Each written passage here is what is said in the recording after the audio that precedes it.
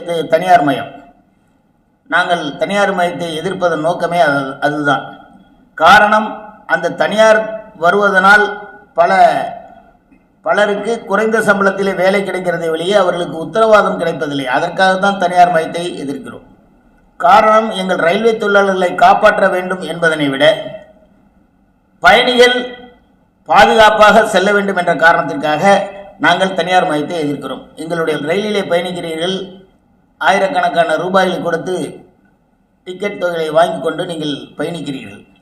அந்த பெட்டிகளிலே தண்ணி வரவில்லை, டாய்லெட் சரியில்லை என்றால் உங்களுக்கு கோபம் வருமா இல்லையா? காரணம் என்னென்னா, அந்த தண்ணி பிடிக்கிற கான்ட்ராக்டு ப்ரைவேட் கான்ட்ராக்ட் ஆகிடுச்சு. ரயில்வேக்காரங்களுக்கு அதில் எந்த விதத்தில் பொறுப்பாகும்? இது மாதிரி எல்லா ரயில்வே தொழிலாளியாக இருந்தால் தன்னுடைய வேலை வாழ்நாள் இது ரிமூவல் கொடுத்துட்டாங்கனாக்கா நமக்கு இது போயிடுங்கிற பயம் இருக்கும்.